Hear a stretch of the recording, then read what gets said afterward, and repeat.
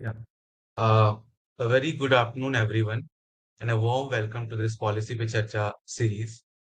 First of all, I would like to sincerely thanks Tushant sir for accepting our invitation. And it's truly a pleasure for all of us to have you with us today and uh, us today to take the session. And sir, basically, in our law school, most of our sessions and seminar focus on law firms and legal organization and related to the law and all. But however, the Kautilya Society, which is a student-led initiative, which we founded in the last semester in collaboration with Vidhi Center for Legal Policy, we are exploring the intersection of law and public policy. So, sir, last semester, during my internship under a member of parliament, I realized that the opportunities for law students in public policy are quite limited, not in terms of exact term, but in terms that our 5-year course is a very provide us only 10 internship in our academic curriculum, and it become difficult to explore the diversity and various specialization within public policy that I understand after doing my first internship in public policy, and then I intern under ministry.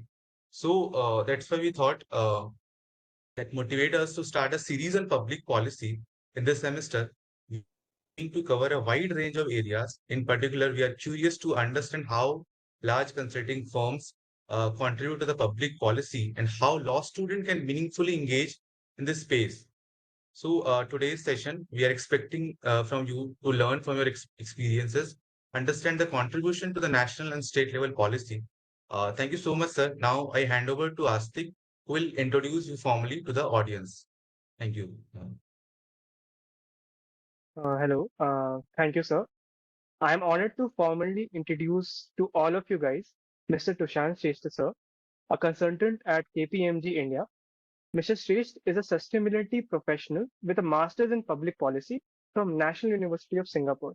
His work at KPMG directly supports state governments in advancing critical agendas like climate change and sustainable growth. His expertise spans across policy advisory, climate governance, and strategic planning. This is a fantastic opportunity to learn how policy is shaped at the highest level. We encourage all the attendees to engage fully with this session. Without any further delay, please join me in extending a virtual warm welcome to Mr. Tushant Shrestha, sir. Over to you, sir.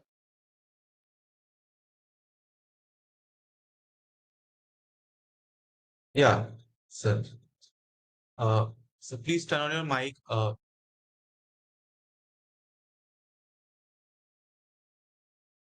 Just wait. Hi, am I audible? Yeah, now you're audible, sir. Yes, hi. Good afternoon, everyone, to the faculty, students, and it's actually, I'm delighted and it's a privilege to be here.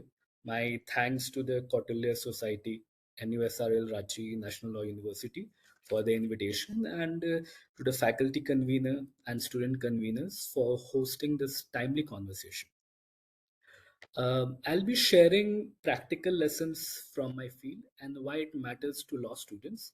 But also a quick note that the views that I will be expressing today are drawn from my personal experiences and they are solely my own. They do not represent any organizations that I am associated with, client departments, or any institution I am or was affiliated with.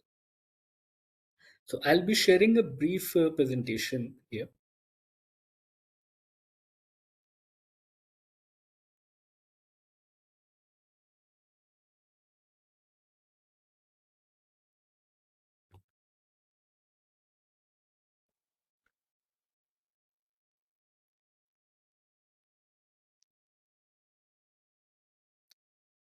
Is my screen visible?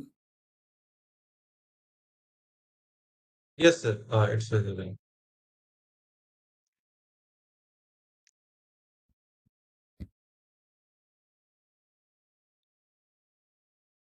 Yes. So, moving forward, just for the context of this talk that we'll be having, I'll just give an introduction of my background. So, I come from Bihar, where politics and development are part of everyday conversations, and growing up in that environment really shaped how I see governance and society. As you may know rightly, in Bihar, political debates start even before breakfast. And by the time tea is served, we have already discussed the chief minister, the opposition policies, and even what the government should have done differently. And I believe Ranchi still carries a part of that legacy. After all, till not so long, we were part of the same breakfast table called Undivided Bihar. So, in a way, I did not choose public policy, it chose me. Although I had a science background, in school I was always drawn to the development sector, to work with people, understand social change. That's when I discovered this lesser known field, the niche of public policy, and pursued my bachelor's in it. And my the 3 years were eye opening. I got to study sociology, Indian administration, political science, and even psychology. That's when I realized that to work in governance or policy, you must first understand people, because at its core, public policy isn't about systems, but it's about human behavior, whether you are designing any policy or a scheme. So, understanding psychology and human behavior is important. I will circle back to this later on in our discussion today.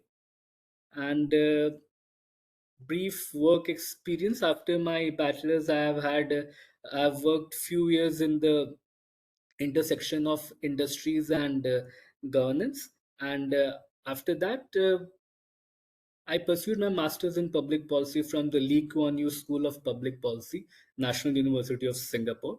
Since then, I have been working in the field of government consulting, particularly in environment, climate change, and sustainability space, supporting state governments and central agencies in turning policy ideas into action. Which brings me to the theme of today's session, government consulting and public policy practice, as we'll be discussing it. So, coming to government consulting, uh, just to give you like a bit of brief on it. So, government consulting is where professionals like us help government turn its policies into real actionable outcomes. So, and yes, some of the biggest names that you might know, the big four consulting firms, KPMG, EY, Deloitte, PwC, they have dedicated verticals that work exclusively with government departments and ministries on everything from policy design to project implementation. But before I get into that world in detail, I wanted to take a moment to connect this to you as law students. Because whether you realize it or not, every single policy, every regulation, every reform sits on a legal foundation. The world of law and public policy are deeply intertwined. And the truth is, many of the best policy advisors, consultants, and governance experts I've met over the years actually started their journeys from a law background. So now that I have shared how I entered this field, let's step back and ask a question. Is my PPT not visible?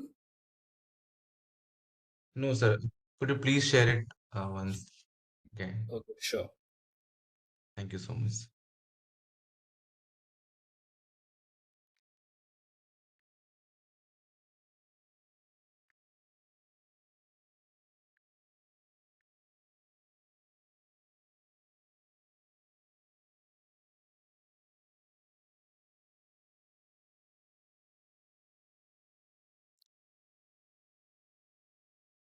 Is my screen visible?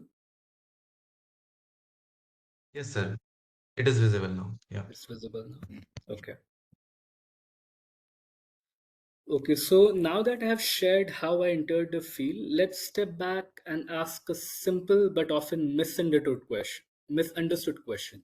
What exactly is government consulting? Many people imagine consultants sitting in glass towers, as you may know, far away from corridors of government. In reality, it's almost the opposite. Government consulting happens right in the engine room of governance, where policy intent meets administrative reality. Think of government as a massive, complex organization, millions of employees, hundreds of departments, thousands of schemes, and expectations from a billion citizens. No single department can have all that expertise. It needs at once. Economics, data, technology, climate, social impact, it's endless. That's where government consulting comes in. It's a collaborative mechanism through which professionals like us, through which support ministries, departments, and agencies in formulating, implementing, and monitoring public policy.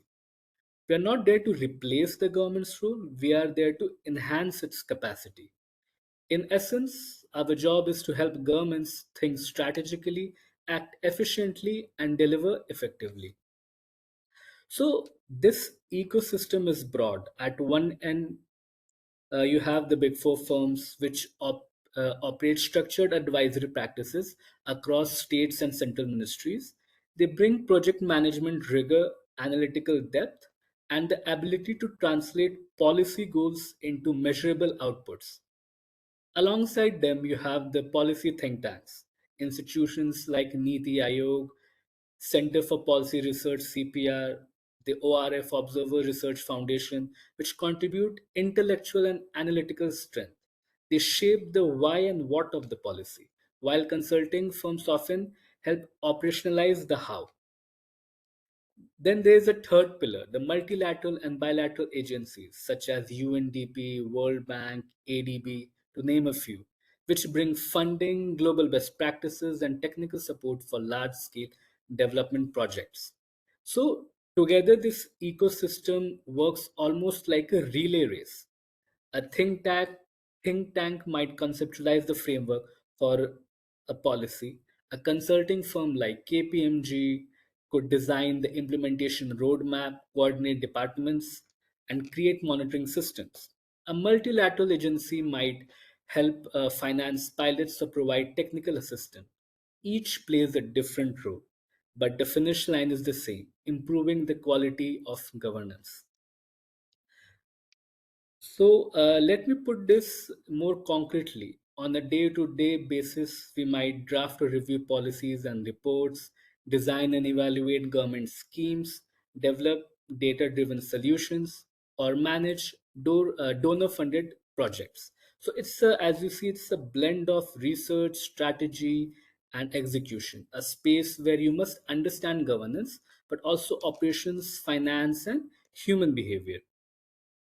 So, what makes this work fascinating is the dual nature. On one hand, it is technical, you might spend weeks designing a model or a framework, but on the other hand, it's profoundly human. You have to convince the officer in charge as to why a new process is worth adopting. That very tension between ideal policy and practical governance is the heart of government consulting. So, and that's why this field demands not just intelligence, but empathy, not just analysis, but an you know, uh, understanding of how systems and people actually work. So far as speaking about the government consulting is the field, the ecosystem. But in the next part, I want to shift gears a little. I'm going to talk less on the technical aspects and more like less like a consultant giving you all a lecture on it, but more like someone who has been inside the system, who has learned a few things the hard way. And that brings me to the core facets of government consulting. So these are not textbook insights or case law analysis that you might have studied. They are drawn from my actual experiences, things I have seen, felt, and figured out while working with bureaucrats departments. So this is where PowerPoint thing of the PowerPoint side of things ends and the real consulting begins. So, in this segment, I would like to share what I consider the seven core facets of government consulting. These are distilled from my own work with various departments, senior officers, not from a theoretical framework, but from practice. So, as I said, together they will capture how governance, policy, and human behavior actually interact on the ground. So, coming to the first facet, it is proximity to power and the trust equation.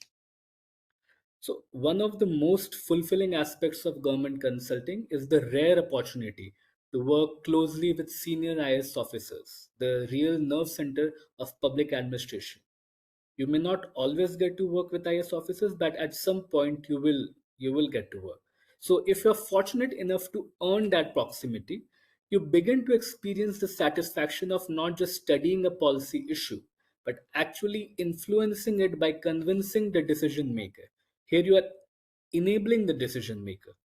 So it's perhaps the closest a non government professional can get to the inner workings of governance and policy making.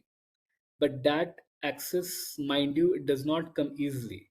It is a product of quiet consistency, discretion, and delivery.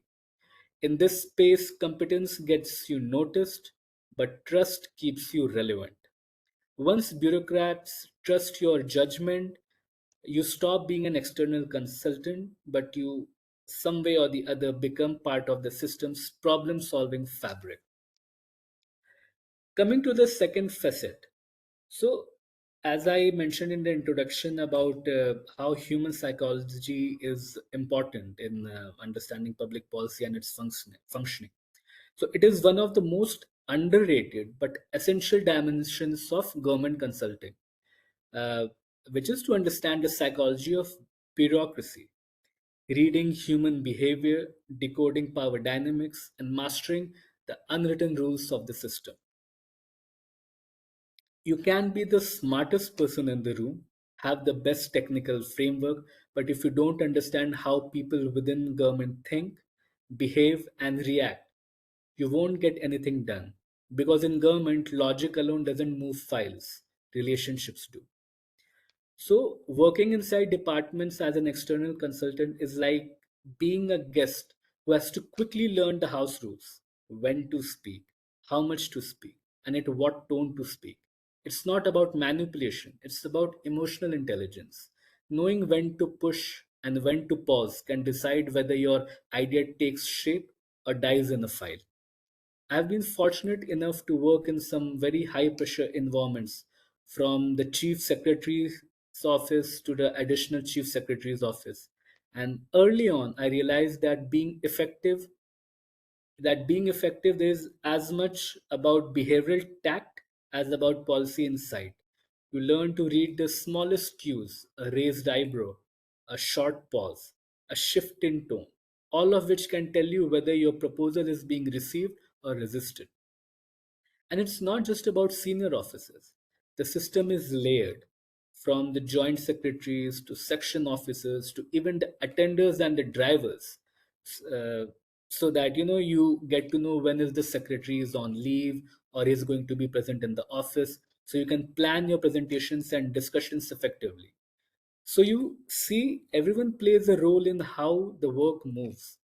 Building respectful human connections at every level isn't just about etiquette, it is a smart strategy. I will give you one example. So, last year I was placed at the Andhra Pradesh Secretariat in Amaravati, and I was the only non Telugu speaking member from my team. And where I was working under an additional chief secretary of a department.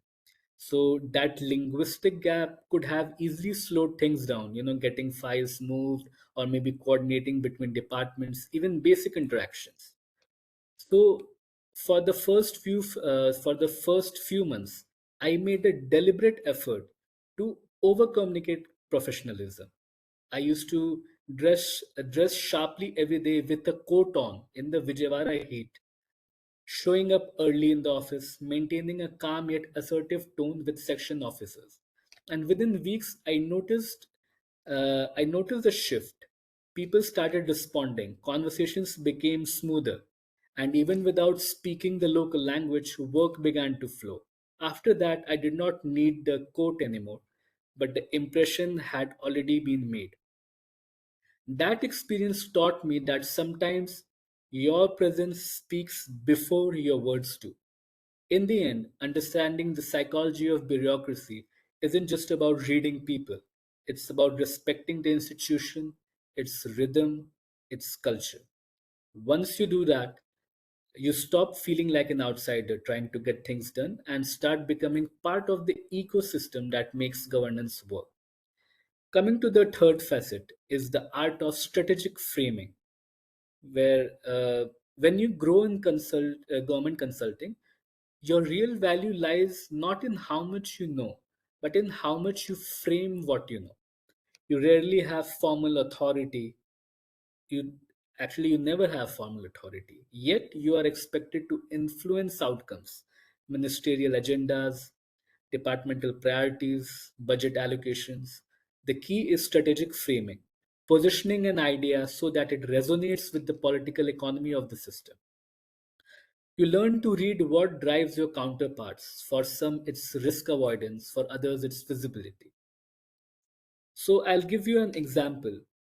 So, even a seemingly small political risk can shape whether an idea progresses.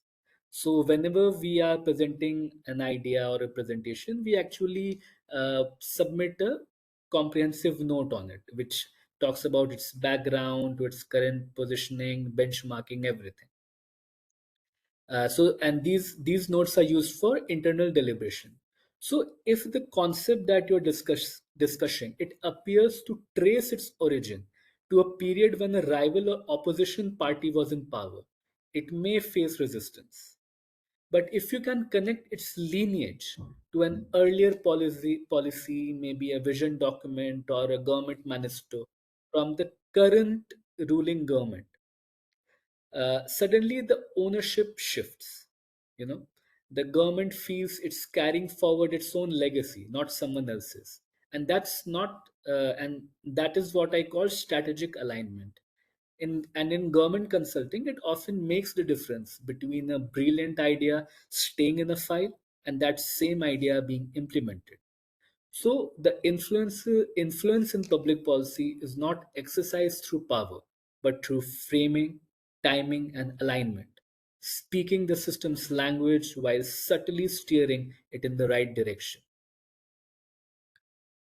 So next facet would be navigating multi stakeholder departments, and where you have to often operate within complex multi actor or ecosystem. So I've worked into projects which had multiple stakeholders, multilateral agencies like UN, or the Green Climate Fund.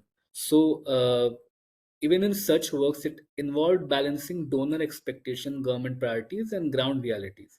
Where I experienced that effective consulting isn't only about technical expertise, it's also about understanding how systems think and how decisions flow.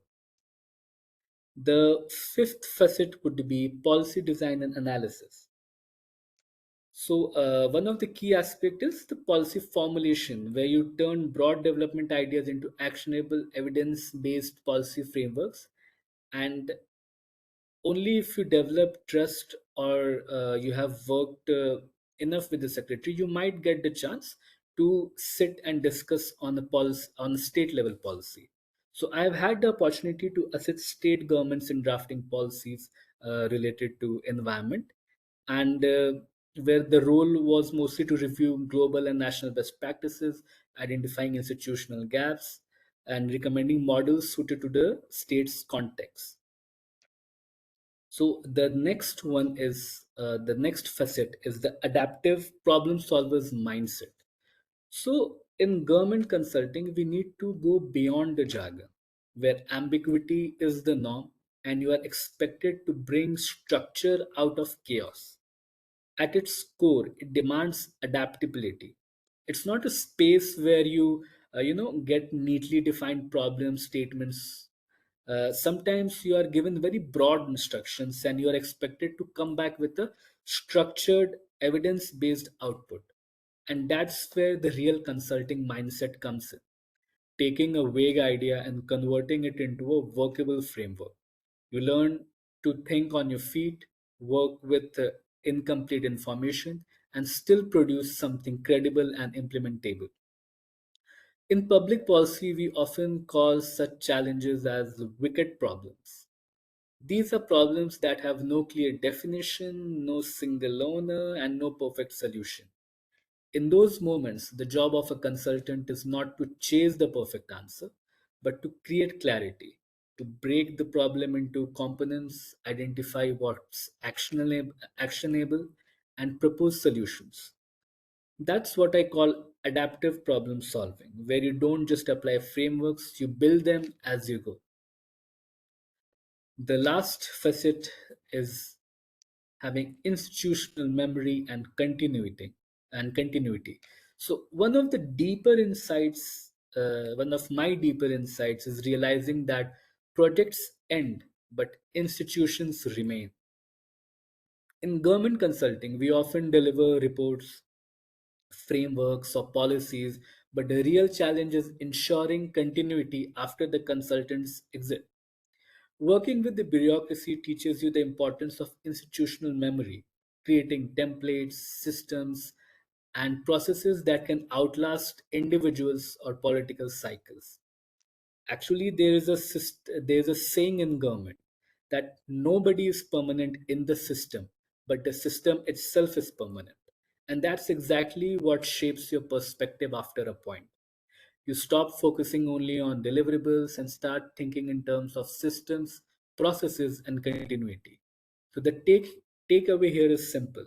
True impact in government consulting is not measured by the number of documents produced or how well the system uh, of the documents produced, the PowerPoint slides that you have made, but how well the system continues to function once you have stepped away.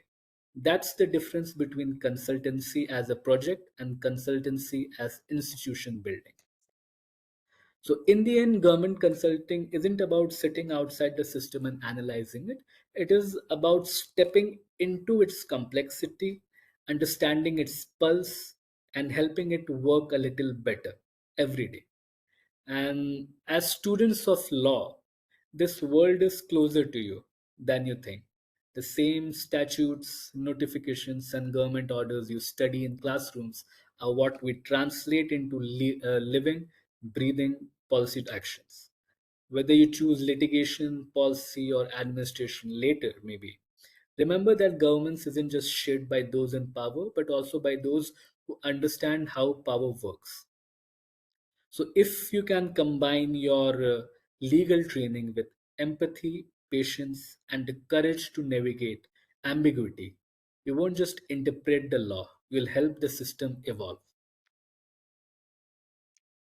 Moving on to my next section uh, on intersection of law, policy, and consulting. So, since we are here in the law school, uh, we can focus on where you come in the whole system, which is the intersection of law and policy.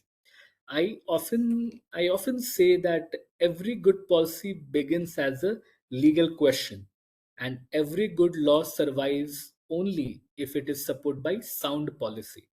The two are not separate words.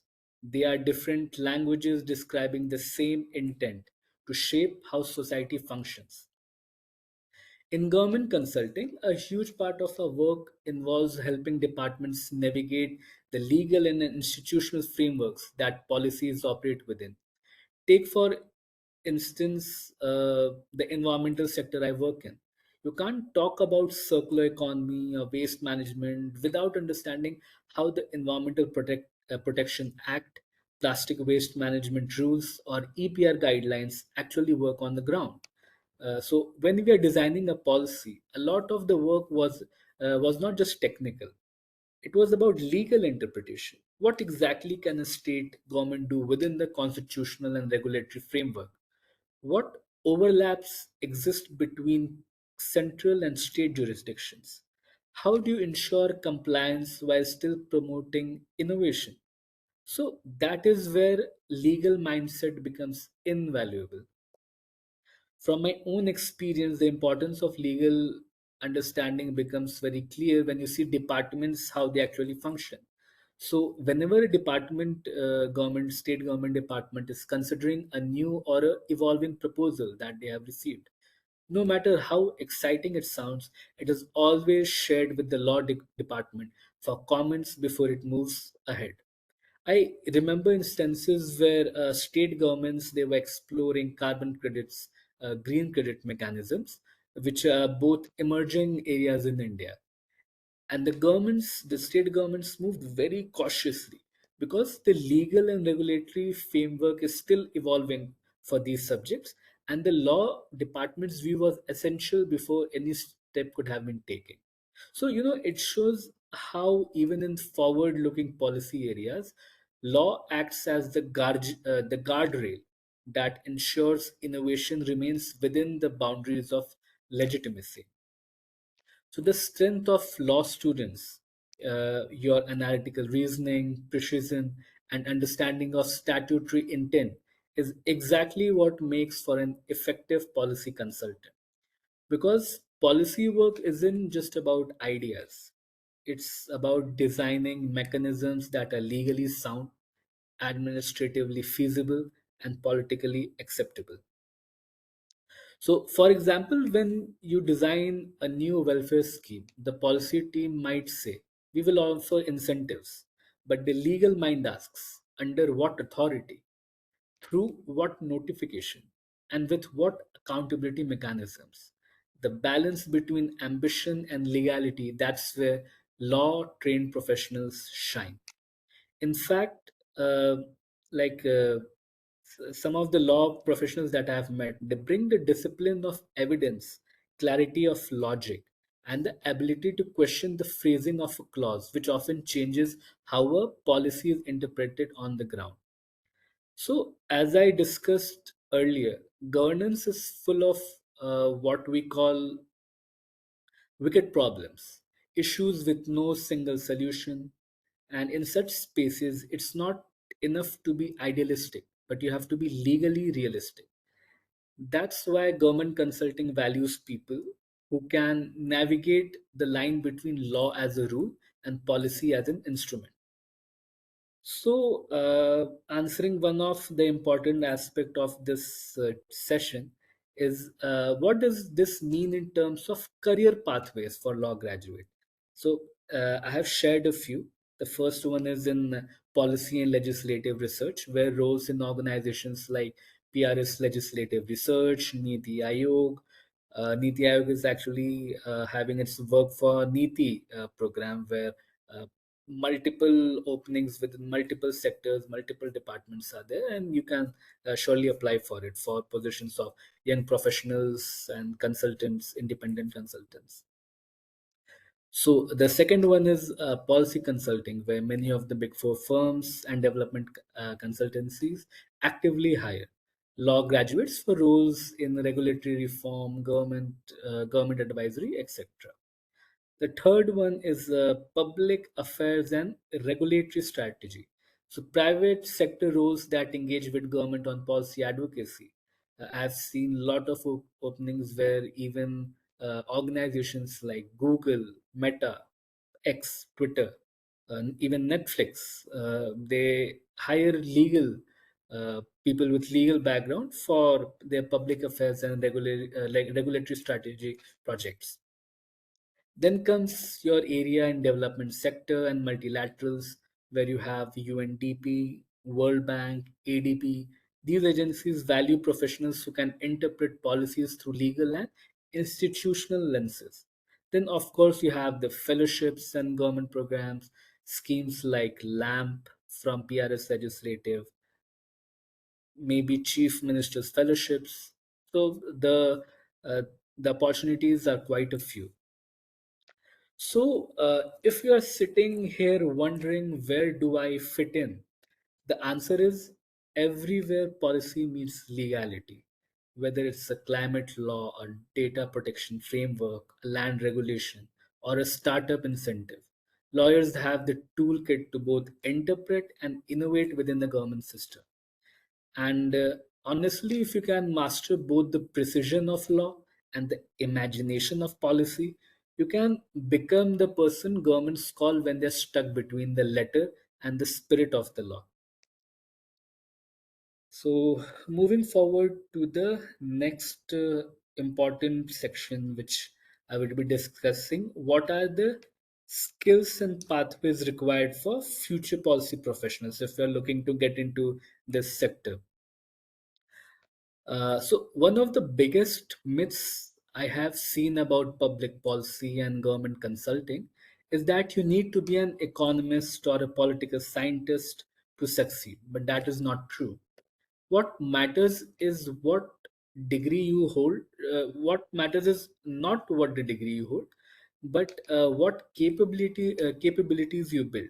So, and those you can start cultivating here as law students. So the first set of skills is what I call core analytical skills. Your ability to take a messy, complex issue and make sense of it, whether it's a new regulation, court judgment, or a government program. That ability to connect dots between law, economics, governance, and people is the foundation of policy practice. You don't always need to know everything, but you must know how to ask the right questions. The second set of skills is communication and documentation. In consulting, we live and die by how clearly we can explain a complex idea. The best consultants I've worked with aren't the ones who know the most, they are the ones who can explain the most clearly in one page to a busy secretary or a minister who has 5 minutes to read it. So that's why I encourage you all to brush up and upskill yourself in Microsoft Word, Excel, PowerPoint.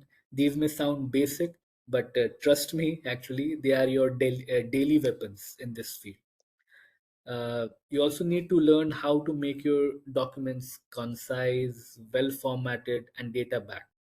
Learn how to make Excel work for you, not for accounting, but for structuring information and insights. And cultivate the habit of writing faster and sharper, because in government consulting, speed and precision matter. You'll often have to produce a two-page brief in half an hour with no margin for fluff. Even the best AI tools around you struggle with that level of context and precision every day. The third skill would be how you are. The third skill would be actually stakeholder management, because this isn't just about communication; it's about empathy and diplomacy.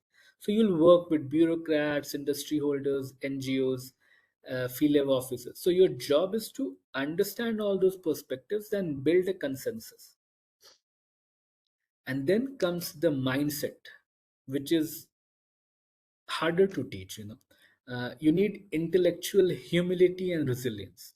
You will spend weeks preparing a policy note that may never see the light of day. You'll have ideas that get rejected not because they were wrong, but because the timing wasn't right. And yet the best consultants are the ones who keep improving the next draft, who keep finding better ways to make the same idea work. Because if you can handle ambiguity, stay curious, and remain consistent, you will go far in this space. But no matter which path you choose in the space, remember that consulting and policy are not about knowing everything, they're about synthesizing everything. You'll find yourself being the bridge between an engineer, an economist, a sociologist, and a bureaucrat, and that is your strength. So, if I had to leave you with one thought here, master your fundamentals, write well, think clearly, and stay grounded in reality. So, having said that, I just want to end today on a slightly reflective note. Because after everything I've shared here about frameworks, departments, consulting firms, policy mechanics, it is important to remember why this work matters. Policy and consulting at their heart are about one thing, which is impact. The satisfaction of seeing even a small idea you worked on turn into something that changes people's lives in the real world. And that impact isn't always visible on a billboard or in the newspaper. Sometimes it's in the background: a cleaner city, a restored lake, a smoother process for a citizen, or a department that starts functioning better because of something you helped create.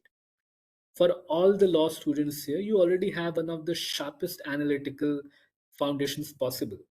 You understand how rules are made, interpreted, and applied. But in public policy and governance, you also get to shape the spirit behind those rules. As lawyers, you argue the case after the law is made. As policy professionals, you have the chance to help decide what that law should be in the first place. And that's an extraordinary privilege to influence change before it even takes legal form. India right now is in a fascinating policy moment, whether it's climate change, AI governance, data privacy, renewable energy, or social protection. The next decade will be shaped by people who can think across disciplines, people who understand the law but also understand systems, who can see both the letter and spirit of governance, who can work with bureaucrats, decode political realities, and still stay anchored in public purpose. And that's where I believe law students like you have an incredible edge. Also, if I can give you one suggestion, just explore this world. Don't see government as something distant or slow. Once you step inside, you realize it's full of people who genuinely want to do good. They just need more people who can think clearly and work collaboratively. So, whether you choose to join in a think tank or pursue a fellowship or enter government consulting, do it with a purpose. You not because it looks good on paper, your resume, but because it challenges you to solve problems that actually matter. You may not always get credit, but you will always create value. Thank you so much for your time. And you may also connect with me on LinkedIn. I'm glad to know your opinion on this session, your comments, any agreements, disagreements whatsoever. Thanks a lot. Thank you so much, sir. This has been an amazing session. Personally, you have cleared a lot of my doubts that I personally had regarding government consultancy. Uh, so, sir, with your permission, we would like to open the floor for questions. Yes, surely. So, for the participants, any questions that you have, please put it in the chat box and I will read it to sir for answers. As we start going, sir, I have a personal question. Yeah. When it comes to policy recommendations, I think since we are involved, we have a kind of bias. If we take example of, let's say, data protection, me personally, I believe if I was to make a policy or give a suggestion, I would rather take most of the control from the data fiduciaries or the big companies over my personal data. But that is not how the market functions because they need their share of data to proceed further. So how do you get rid of that bias? Could you repeat the second part of your question? At my side, the voice was breaking a little bit. All right, sir. I was talking about the bias that comes when, as a policy recommendation. So, personally, for an example, if we talk about data protection, me personally would not want companies to have any right over my personal data. But that is not how they will function. They need my personal data for their own algorithms. So, Right. how do you cater to that bias? How do you make policies or suggest policies that are not biased? So, one of the realities into consulting, when you get into actually working on the policy, is that in the beginning you might not have that much of influence, where you might also start to give recommendation based on what biases you have. But actually there is a system of check and balances kept in the government, and they follow what they have been doing even if they were formulating policies beforehand. So even when you have that bias regarding data, so what you got to see is that whatever policy problem has come in, you first need to check up the legal bias for it. What if that can be within the laws of India, if that can be formulated and put into it or not. And as a policy person, your work would end over there, because when you give a recommendation, you will first mention if it is in line with the uh, laws of the country that has been there. And once you have done that analysis, once you have mentioned about it, then at best you might want to go through best practices around that area, what has actually happened. Because government has a tendency of seeing where something has had a previous precedence or not. So whatever you are doing, if you feel can be justified by any policy that has been done in any other state, any other country, and it can be explained to the secretary, then it is something you have the higher chances of going with your own recommendation that you have. But it has to follow the following checks, which is how what has been the system of policy recommendation before, if it is legally sound, if there's any uh, best practices before which aligns with what your recommendation is. Doesn't matter if you are biased on it or not. And in the end, if you are able to convey to the secretary who is in charge of it, so only through the secretary that that recommendation flows in. So yeah. Thank you, sir. I believe Divyan sir has a question, so if Yeah. you can just unmute yourself, please. Good evening, sir. First of all, we are really grateful to have you here. It was a really enriching session. So, your Thank work has involved leading digital health policy interventions in Southeast Asia and advising Indian states on climate resilience and disaster risk reduction. So, based on your multidisciplinary experience, what governance frameworks or stakeholders' engagement models do you think are most effective in ensuring community level participation and like cross sectoral impact in climate risk mitigation projects? Like, how can consulting organizations like KPMG support government to adopt Just I'll, inclusive? I'll I'll pause you a little bit. Maybe it's a sound problem from my side. Could you come in a little slower? There's a sound disturbance at my end. Am I audible, sir? Yes, yes.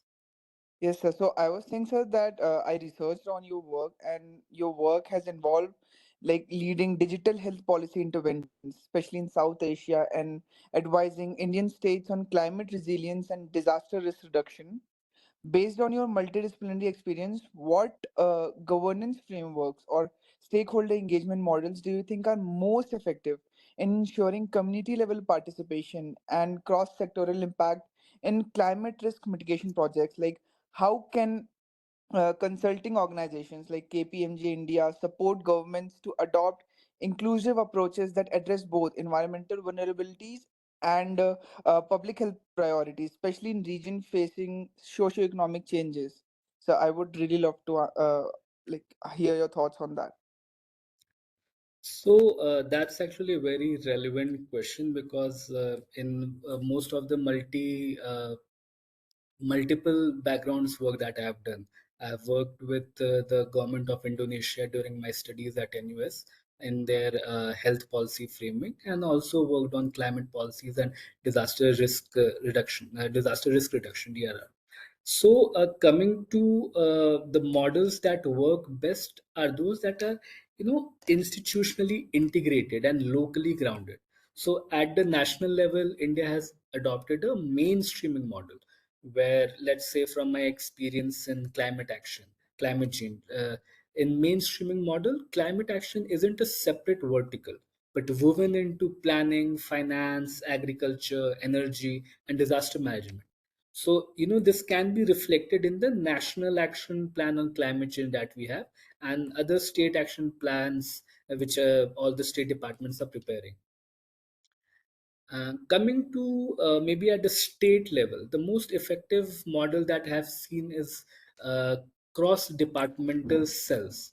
So, especially in the domain of climate change, there are climate change cells which are being made in every state, and which is the coordinating hub that brings together departments of environment, water resources, agriculture, energy under a shared framework for climate resilience. So this actually ensures that when a policy is made, say on coastal management or renewable energy, climate risks are factored right at the design step, which is very important. So moving ahead to globally, maybe like globally, there's a shift towards mission-based models, like the UK's Climate Change Committee or the Singapore's Green Plan structure that they have come up with, where goals are outcome-driven and linked to measurable resilience indicators. So the models that work are those that combine science, finance, and governance, and not just one discipline. So that's what I see that has been working the best. Thank you so much, sir. Mm, I believe the next question is from Gaurav sir. So, sir, can you just mute yourself? Uh, yeah. Thank you so much, sir, for explaining all the aspects that we want you to explain. Uh, One question regarding that. Key, as you have done masters in public policy, so how masters help me or us as a law student to excel in this field of consultancy and public policy, like how it make impact and how it is helpful. You mean like how does a master's in public Yeah, policy will masters in public. help law Yeah, students, right? yeah. It, Well, it depends. Like currently, are you guys having bachelor's in law, or is it is it a master's in law? Currently, we are doing bachelor's ELLB honors. Okay, okay. So you are at the bachelor's level. Yeah, So yes. that's actually a important question, and I will let you. I'll answer it from my. I'll answer it from the sense like how you can translate your legal training into real world decision making if you have a master's in public policy. So see, a law teaches you how systems would work, statutes, interpretation, compliance, and a MPP degree that will teach you why policies are, designed the way they are. So how governments choose between competing priorities, what tools, what benefit analysis, stakeholder mapping, regulatory design. So, you are used to make those decisions. You'll get this doing a MPP degree, you will get a set of tool sets that you can use to work your way around. So for a law student, an MPP degree adds the missing strategic and analytical layer. It helps you move from interpreting laws to actually designing the frameworks and evaluating their impact. And in consulting, actually, that is invaluable because clients don't just want legal compliance, right? Legal compliance is just a part of it. They want policy solutions that are politically feasible. So, from my own experience at NUS, the MPP program brought exposure to multiple disciplines like economics, data analytics, and behavioral science, subjects that help you see governance as an interconnected system. And that understanding, overall broader understanding, having that broader map is very important in this space. So, yeah.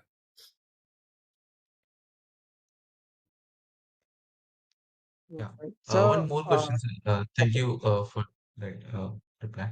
One more question, sir, regarding that consultancy work, how the firms like KPMG and other big four firms work with the government.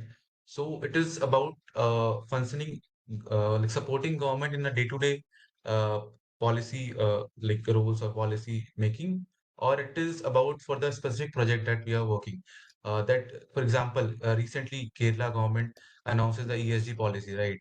So, the government announced the policy, right? Now, one thing is that someone or some firm have prepared that policy, how it will be implemented, and then now it will be how this policy is implemented in the ground, and all the stakeholders will be work how it works. So where these firms work like in the implementation level, in the framing level, or like it will manage all the things of that policy when it comes in the central or state government. Okay. So, first of all, for government, Big Four firms, I'll talk mostly from my experience in Big Four. So, Big Four firms, they have a particular period for which they work. So, it might, if the so the work can be also going to the client sites and managing day-to-day operations, and the consulting period could be 1 year. So, when it is 1 year, you are expected to handle a few large set of works which are part of your term of reference TORs when you are working, and also operationalizing it. So that may have many aspects of building a policy document, building a action plan.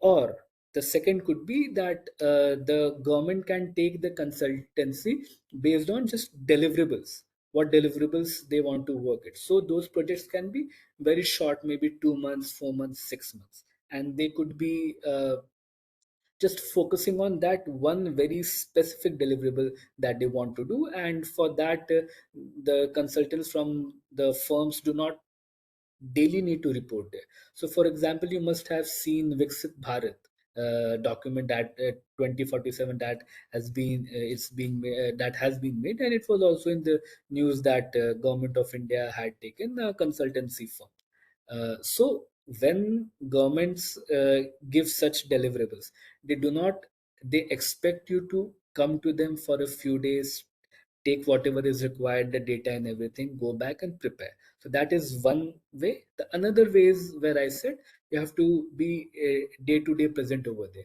So coming to what all exactly they are doing if a policy has been framed. So at consultant level, depending on at what time you were hired or deployed, first your work would be ideation. You will be ideating it, then you will be benchmarking it with current policies, previous policies, go into best practices and create a framework. And after that framework, analyze, compare it with other comparable work or ideas that has been done within nation or within the states. The next would be having a discussion with the secretary who is heading it. And that's where you have worked on to something where you feel the recommendations that you have given, the ideas that you have given are good and you want them to be implemented. Is That's where the human focus aspect of government consulting comes in when you are working on it. But at ground level, I would say that in general, like government consultancies, they set up what we call project management units or delivery support cells, you can say, which actually coordinate execution, track KPIs, monitor project progress, and help department translate policy intent into results.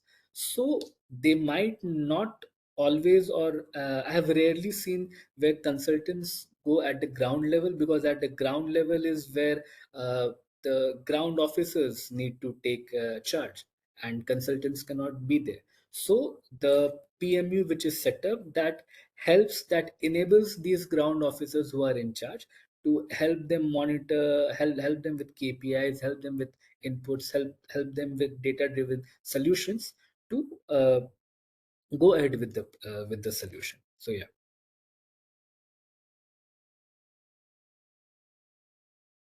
Thank you, sir. So we will be taking last two questions from the chat.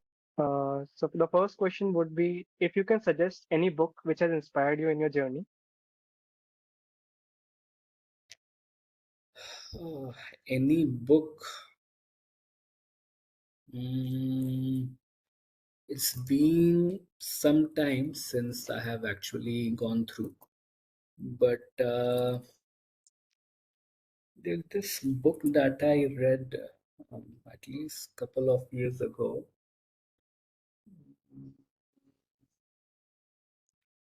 I'm not getting it, but let's say if you just want to start with like if we keep it to the umbrella of just public policy, so within you can read Indian writers like R.K. Sapru, he's there in public policy. Or there's a book, How Institutions Matter, Public Policy and Politics. The author is Mr. Mathur, I don't remember his full name. So that is something which can be good. And then, so yeah, in within this field, I would suggest reading these two books.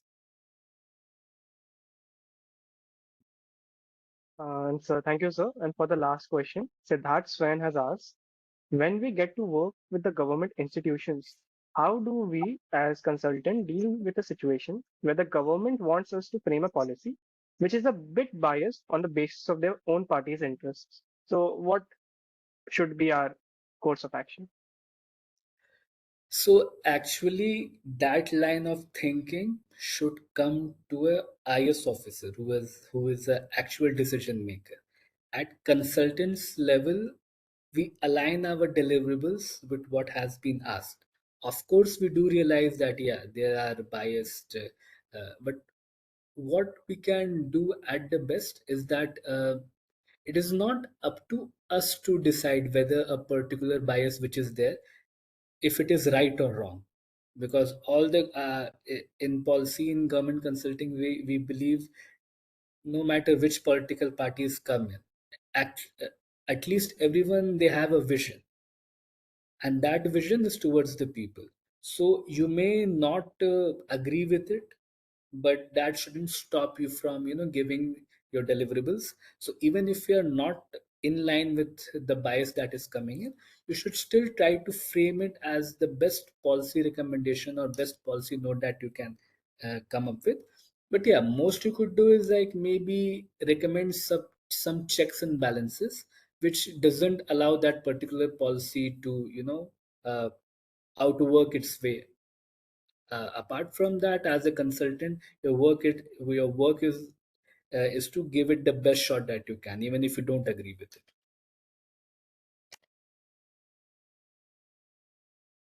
Thank you, sir. We are most humbly thankful to you for answering all of our doubts and questions and giving us the clarity that we needed. Before I invite Utkarsh sir for the vote of thanks, I would like to take a brief moment to introduce him to all of our attendees. Utkarsh sir is not only our faculty convener, but he has also been our pillar of support and confidence from day one. Whenever we have had any doubts regarding any of our endeavors, he is always our first and our loudest supporter. It is because of his belief and support in us that we are able to have such profound conversations with distinct personalities like Tushant sir. So, everyone, please join me in welcoming Dr. Utkarsh Verma. Sir, over to you. Thank you, Asdeep, for those kind words. As faculty convener of the Kautilya Society, it is my distinct honor to deliver this formal vote of thanks. Our profound and sincere gratitude is extended first and foremost to our guest, to our distinguished speaker, Mr. Tushant Shrestha, consultant at KPMG India, for his enlightening address on government consulting and public policy practice. His detailed insights, which effectively bridge the academic study that we do in the classrooms with the crucial real world challenges, are highly valuable to our student body. Finally, I'd like to appreciate the hardworking student members of the society, the Kautilya Society, for the flawless organization of this Policy Pe Charcha session 5.2. Finally, I'd like to thank all the participants who joined us all on this day, and even on the weekend itself. Thank you, everyone. Thank you all. Thank you, Kautilya Society, the faculty convener and the student conveners. It was a very I enjoyed this delivering this session and having this Q&A round with you all. So it has been a good experience.